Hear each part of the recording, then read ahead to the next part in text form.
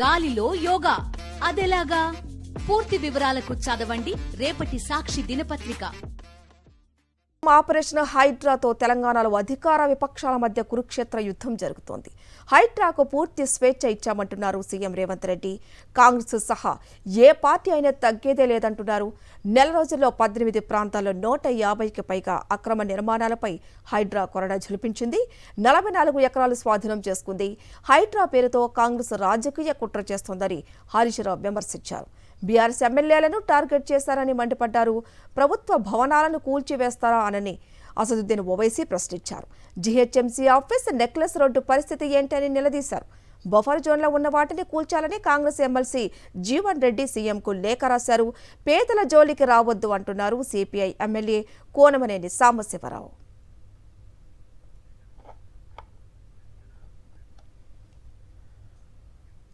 రేటిక మరింత సమాచారం మా ప్రతినిధి శేఖర్ అందిస్తారు. శేఖర్, ఇంకా రాబోయే రోజుల్లో హైడ్రా మరింత దూకుడు పెంచబోతుందా?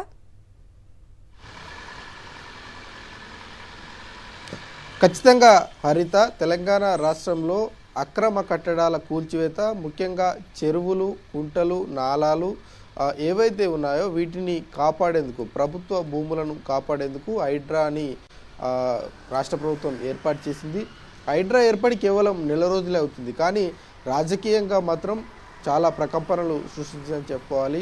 పెద్ద ఎత్తున కూడా కూల్చివేతలు రెగ్యులర్గా చేస్తూనే ఉంది. రీసెంట్గా ఎన్కన్వెన్షన్ హాల్ కూల్చివేతతో రాజకీయం మరింత హీట్ ఎక్కిందని చెప్పుకోవాలి. ఇక ఫామ్ హౌజులకు సంబంధించినటువంటి అంశం మీద మాత్రం ఇంకా హైడ్రా ముందు అడుగు వేయలేదు.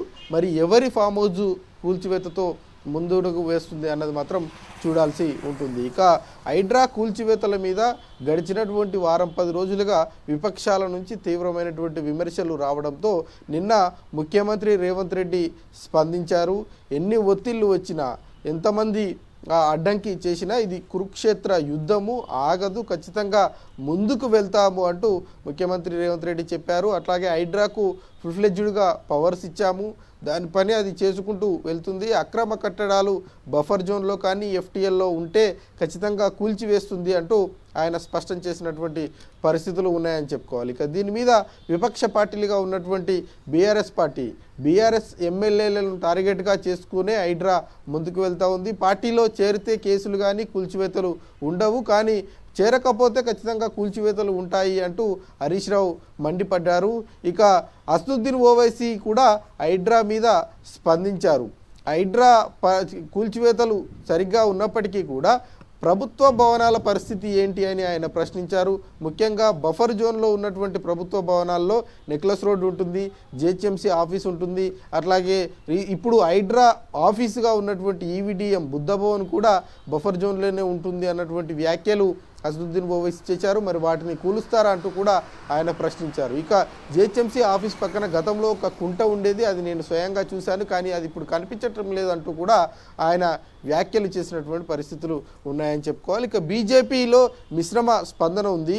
హైడ్రాతో రాజకీయ డ్రామా ఆడుతుంది అంటూ బీజేపీకి సంబంధించినటువంటి ఈటల రాజేందర్ విమర్శలు చేస్తే, ఎలిట్ మహేందర్, ఈటల రాజేందర్ విమర్శలు చేస్తే రఘునందన్ రావు మాత్రం కూల్చివేతలను స్వాగతించారు. ఈ బీజేపీలో మిశ్రమ స్పందన కనిపిస్తూ ఉంది. ఇక సిపిఐకి సంబంధించినటువంటి పార్టీలో కూడా మిశ్రమ స్పందన కనిపిస్తూ ఉంది. నారాయణ కూల్చివేతలను స్వాగతించారు. కూనంనేని మాత్రం పేదల జోలికి రావద్దు, పేదల కట్టడాలు కూల్చొద్దు అంటూ ఆయన ప్రశ్నించినటువంటి పరిస్థితులు ఉన్నాయి. కాబట్టి రాజకీయ కురుక్షేత్ర యుద్ధం స్టార్ట్ అయింది అంటూ అధికార విపక్షాల పార్టీల రాజకీయ నాయకులు చెప్పుకుంటా ఉన్నారు. ఈ హైడ్రా ఎంత ముందుకు వెళ్తుంది, ఏ రకంగా వెళ్తుంది అన్నది చూడాల్సి ఉంటుంది. ఇక ఇప్పటి వరకు హైడ్రా కూల్చివేతలు మాత్రమే చేసింది, చర్యలు తీసుకోలేదు.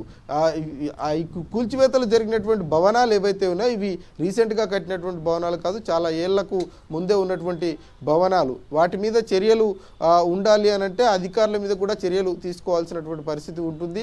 మరి రాబోయేటువంటి రోజుల్లో ఆ దిశగా ముందడుగు వేస్తుందా లేదన్నది కూడా చూడాల్సి ఉంటుంది. హైడ్రా కమిషనర్ చాలా స్పష్టంగా చెప్తా ఉన్నారు, రాబోయేటువంటి రోజుల్లో పోలీస్ స్టేషన్ ఏర్పడుతుంది, ఏసీపీ ర్యాంక్ అధికారి కూడా వస్తారు, ఆయన కింద సిఐలు, ఎస్ఐలు, కానిస్టేబుల్ పనిచేస్తారు. హైడ్రాకు సంబంధించినటువంటి కేసులు ఆ పోలీస్ స్టేషనే చూసుకుంటుంది అని చెప్తున్నారు.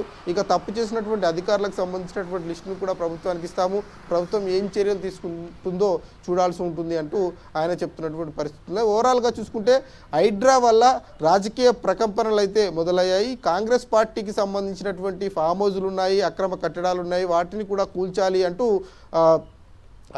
విపక్ష పార్టీలు అయినటువంటి బీఆర్ఎస్, బీజేపీ, ఇతర సిపిఐ, సిపిఎంకు సంబంధించి ఎంఐఎం కూడా డిమాండ్ చేస్తున్నటువంటి పరిస్థితులు ఉన్నాయి. ఎందుకంటే ఎన్కన్వెన్షన్ హాల్ ఇప్పుడు కన్స్ట్రక్షన్ అయింది కాదు, 2010లోనే కన్స్ట్రక్షన్ అయింది.